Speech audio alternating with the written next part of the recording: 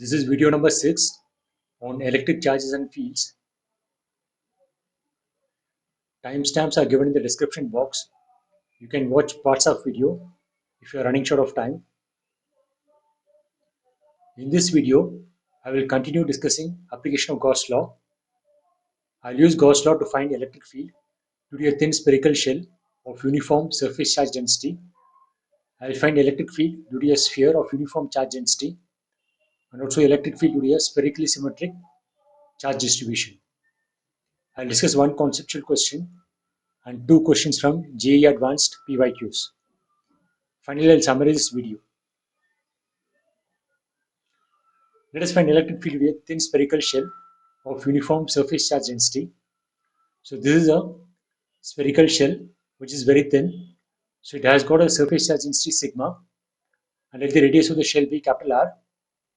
So let us find electric field at a point P which is outside of the spherical shell at a distance small r, and small r is greater than capital R. So to find electric field at this point, I have to choose a Gaussian surface appropriately. So the Gaussian surface chosen here is a spherical surface of radius small r and whose center coincides with the center of the spherical shell. Gaussian surface is a spherical surface whose center is same as that of the charged shell. So to find electric field outside the shell, the Gaussian surface radius is greater than that of a spherical shell of charge, that is capital R. By symmetry, we can see that the electric field at this point will be radially outward in this direction. The electric field cannot be in some other direction because this means that the charge distribution looks different from this side and this side, which is not true. So similarly, the electric field cannot be in this direction. That means that the charge looks different from this side and this side, which is not true.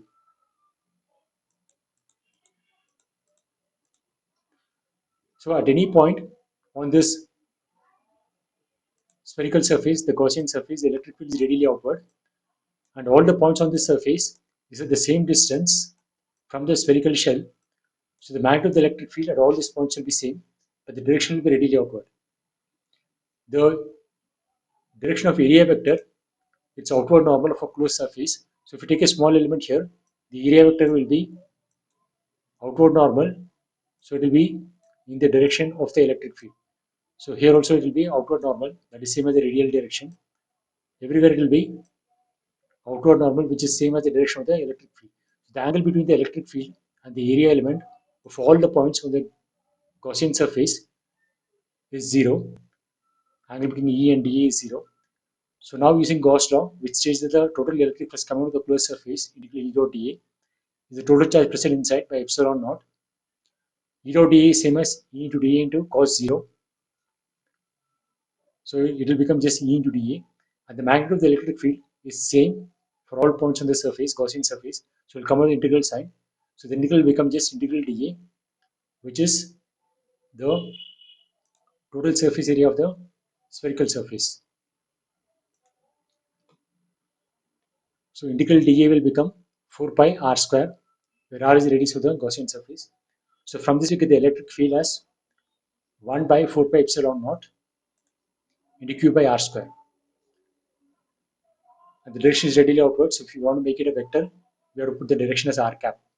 So this is equivalent to a point charge of charge q placed in the center of the spherical shell, and q is the total charge of the spherical shell. So now let's find electric field at points inside of the spherical shell, that is r less than capital R. So to find electric field point inside this point P.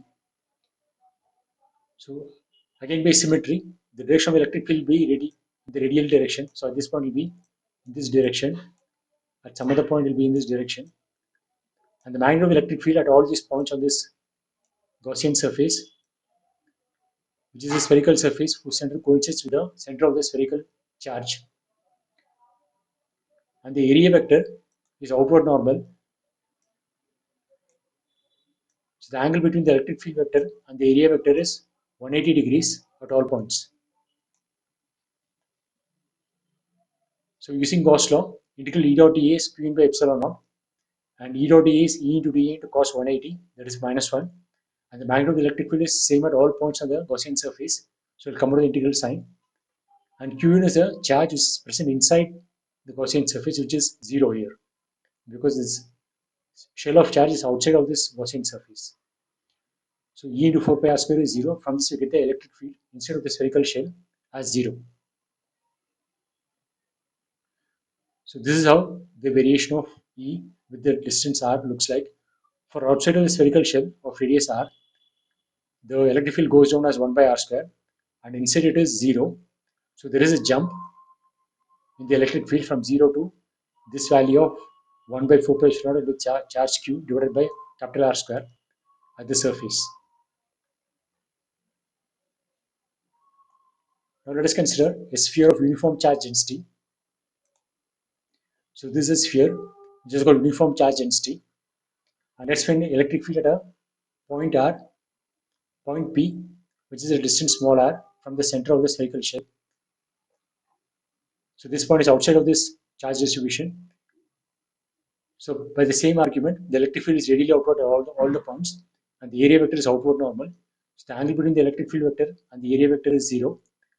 So Gauss law gives integral E dot ds over the full surface is the charge is present inside by epsilon naught, and E dot ds is E into ds into cos 0, and magnitude of E is constant on this Gaussian surface by symmetry. So E will come out, and integral ds will become the full surface area of this Gaussian surface is 4 pi r square. And the charge is present inside the total charge of this sphere, let it be q. So from this we get the electric field at point P as 1 by 4 pi epsilon naught q by r square. So it's as if the full charge of the sphere is concentrated as a point charge at the center for points outside of the charge distribution. Now let us find the electric field at points inside of the sphere, that is small r less than capital R. So now the Gaussian surface is inside. So the area vector is outward normal, so it's in this direction, and let the electric field be radially outward. The electric field direction will be radially outward. So now using Gauss theorem, integral E dot ds over this Gaussian surface is the charge is present inside by epsilon naught. So the charge present inside means we just have to consider the charge is present inside this radius of small r. So E dot ds will become E into ds into cos 0, and E is uniform over the surface, so it will come out, so it will become E into 4 pi r square. And to get the charge inside, it's a charge distribution which has got uniform charge density.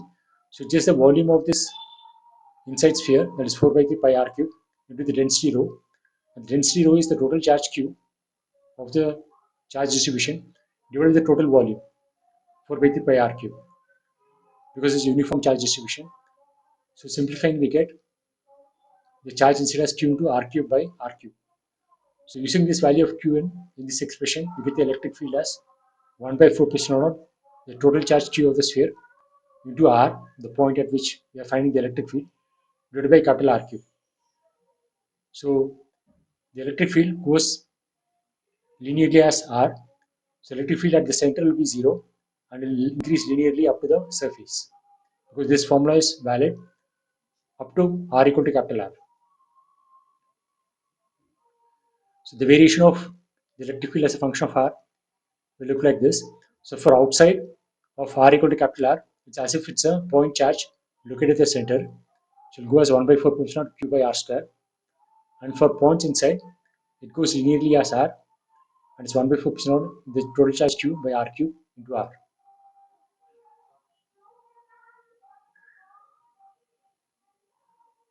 Now let's consider a spherical symmetric charge density.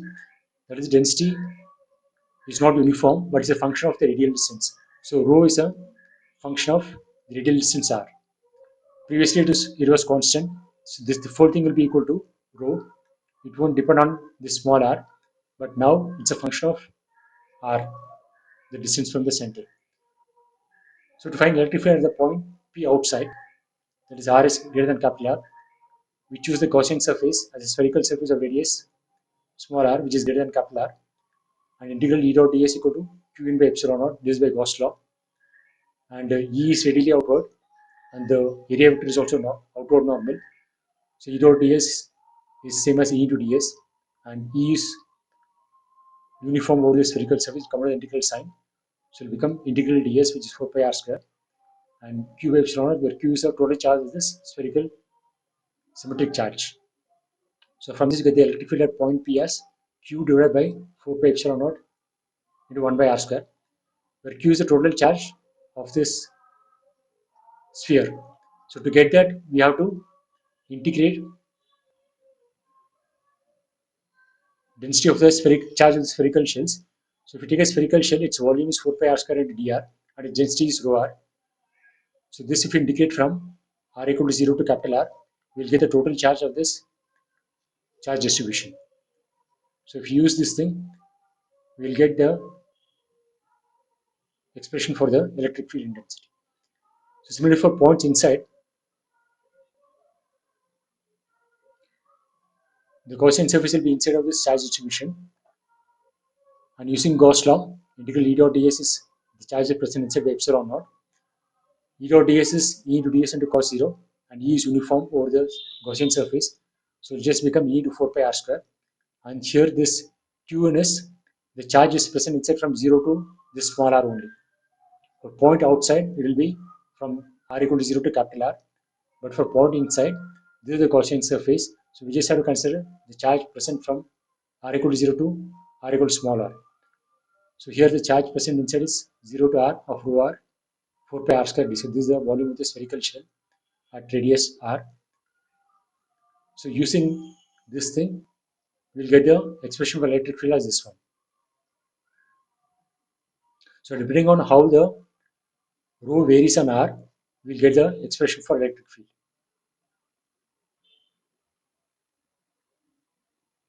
Let us consider this question. The diagram shows a uniform charged hemisphere of radius capital R. It has volume charge density rho. If the electric field at point 2r at a distance above its center is E, then what is the electric field at a point which is 2r below its center? So this is the center of this hemispherical distribution. This is the point which is above at a distance 2r. The electric field at this point is given as E. So you have to find the electric field at the point B. You can pause and attempt this question.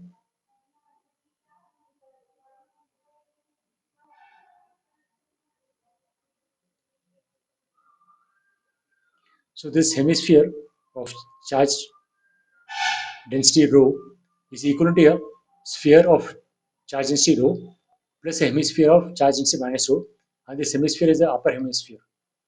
So if you combine these two, we'll get this one as far as the charge distribution is concerned. So to find electric field due to this hemisphere at point B, instead of that we can find electric field due to this full sphere at point B and due to this hemisphere at point B, and if we add these two electric fields, we'll get the electric field due to this charge distribution at this point. This is by superposition principle. It's easy to find electric field due to this and this. So electric field due to this distribution, it's as if the full charge is concentrated at the center. This result we have studied earlier. So electric field at point B due to this rho is K, which is 1 by 4 pi epsilon naught, due to the total charge Q and the distance square. This distance is 2r. That's given in the question. And the electric field due to this plus rho at this point A is E. So electric field due to this minus rho at this point will be minus E. If electric field due to a charge Q is E, the electric field due to a charge minus Q will be minus E. So this point is at a distance 2r from the flat surface of the hemisphere. So this point is again at a distance 2r from the flat surface of the hemisphere. The only difference is the charge here is minus rho, and here the charge is rho. So because of this, the electric field at a distance 2r is E, and the electric field due to this at a distance 2r will be minus E. So this is the important step of this problem. The electric field at this point due to this minus rho hemisphere is minus E. So K is 1 by 4 pi epsilon and Q is the total charge of this sphere, that is the volume 4 pi 3 RQ. into rho and this distance square minus E. So simplifying, we will get this expression. So correct option is option B.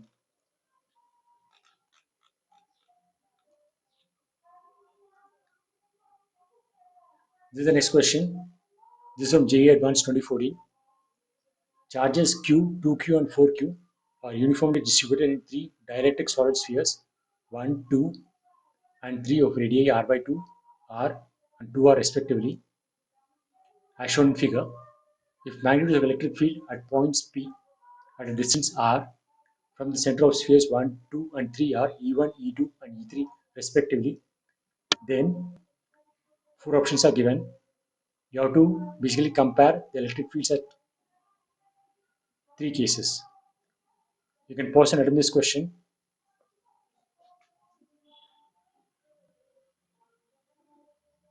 This is actually a simple question. The electric field in this first case will be as if this full charge is concentrated as a point charge at the center. This result we already obtained. And electric field in the second case, this point P is on the surface of the sphere. So it will be same as the electric field just outside this surface. So again, the electric field in the second case is as if the charge of this entire sphere is concentrated as a point charge at the center. In the third case, at this point, the charge distribution from here to here will not contribute to the electric field at this point P, because this charge distribution from here to here can be thought of as made of many concentric spherical shells, and we know the result that the electric field inside a spherical shell of uniform charge distribution is zero. So the charge here to here, this point P is as if inside of the spherical shells from here to here. So the charge from here to here will not give rise to any electric field at this point. But the charge which is present inside from here to here, we can think this thing is made up of concentric spherical shells. So this point is outside of all the spherical shells. It's as if the full charge within this radius of capital R is considered as a point charge at the center. So with this idea, we can solve this problem easily. So in the first case, the electric field is 1 by 4 pi epsilon naught into the charge Q, the total charge divided by 1 by R square. In the second case, it will be 1 by 4 pi epsilon naught, the total charge 2Q divided by R square. And in the third case, it will be charge present within this sphere. So that will be, and it's a uniform charge distribution. So the total charge is 4Q. So from this we can get the charge within this radius of R. Another way of getting this answer is we can use Gauss law. So for in the first case we use Gaussian surface of radius capital R. So E1 into 4 pi R square is a charge is present inside. Charge is present is Q. So from this we get E1 as 1 by 4 pi R square into Q by epsilon naught. In the second case we choose the Gaussian surface as a spherical surface of radius R. So E2 into 4 pi R square is Qn by epsilon naught, but here Qn is 2Q, because in the second case the total charge is 2Q. So from this we get the electric field in the second case as 1 by 4 pi R square, 2Q by epsilon naught. In the third case, we choose Gaussian surface as a spherical surface of radius R. So here E3 into 4 pi R square is Qn by epsilon naught, but Qn is the charge which is present inside the sphere of size capital R, not the full sphere. So that will be R cube by 2R cube into the total charge. The total charge in the third case is 4Q. So from this we get E3 as this one into half Q by epsilon naught. So 1 by 4 pi R square is same throughout. So the electric field is maximum in the second case, minimum in the third case. So E2 is maximum, E3 is minimum, and E is in the middle. So 2, 1, 3. Correct option is option C.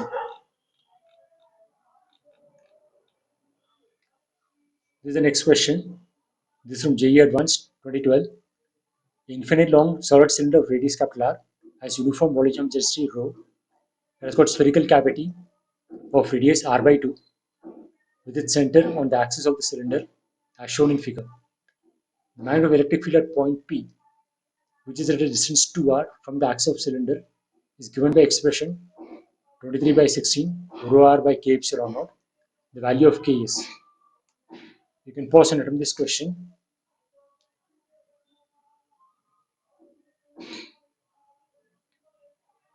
So cylinder with cavity of uniform charge density rho is equivalent to a cylinder of density rho but without cavity plus a sphere of charge minus rho corresponding to the cavity size, and it's located at the position where the cavity was there.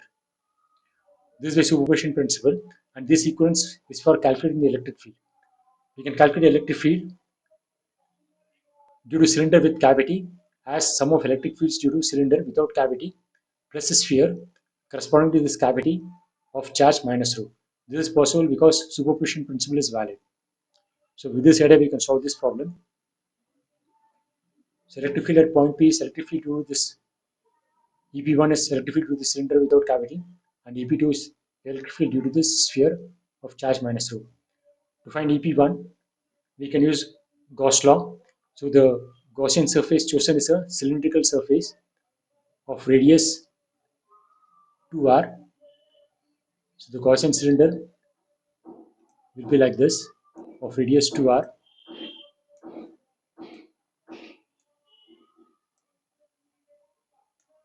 So the flux that is coming out of Gaussian surface will be since it's an infinite cylinder, the direction of electric field is radially outward. So the electric field will only pass through this curved surface. On top and bottom surface, the electric flux is zero. So the total electric flux that is coming out of this Gaussian surface is EP1 into the total area, because the magnitude of electric field is uniform on the curved surface, so it will come out the integral sign. So it's just the area, curved surface area, that is 2 pi into r is 2r. Radius of the Gaussian cylinder is 2r into the length of the Gaussian cylinder L, which is equal to q in by epsilon naught. And charge is present inside is the volume, that's 4 pi r square into L into the density rho by epsilon naught. So from this we get EP1 as r by 4 into rho by epsilon naught. And electric field will be a sphere of charge minus rho. So since this point is outside of the sphere, it is as if the entire charge of the sphere is considered as a point charge at the center. So it will be 1 by 4 pi epsilon naught, the charge divided by the distance square. So to get the charge, we have to, so 1 by 4 is the charge divided by the distance square, that's 2r square. And the charge of the sphere is the volume of the sphere 4 by 3. This sphere is of radius r by 2. So radius cube is r by 2 cube, and the density is minus rho divided by 2r square. So simplifying, we'll get this expression and minus rho. So if you add these two, we'll get the electric field due to the cylinder with cavity.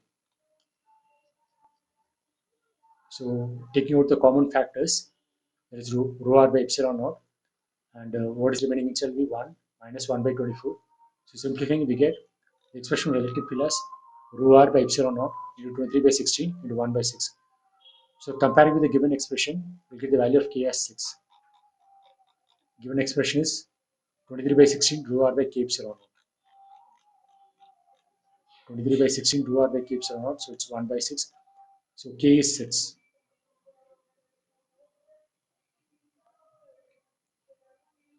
To summarize, electric field will be a thin spherical shell of uniform charge density.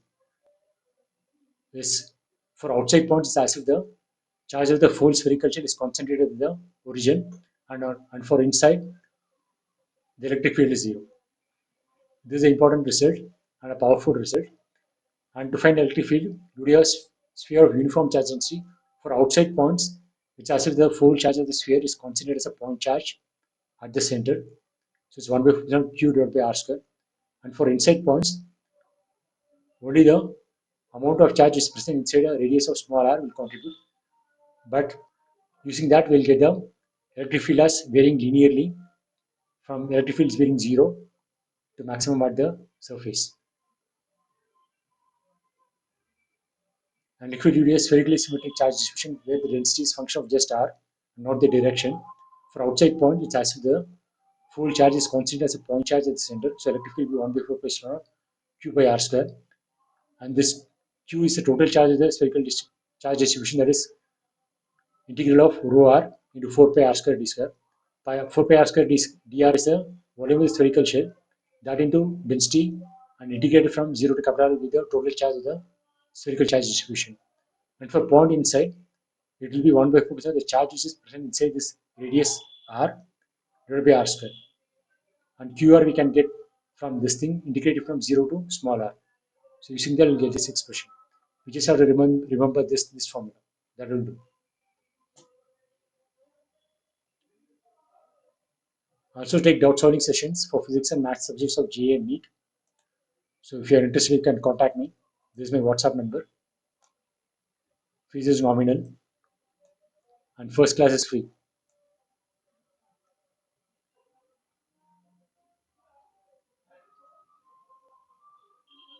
Description box has got links and timestamps. You can watch parts of video if you are which you find interesting.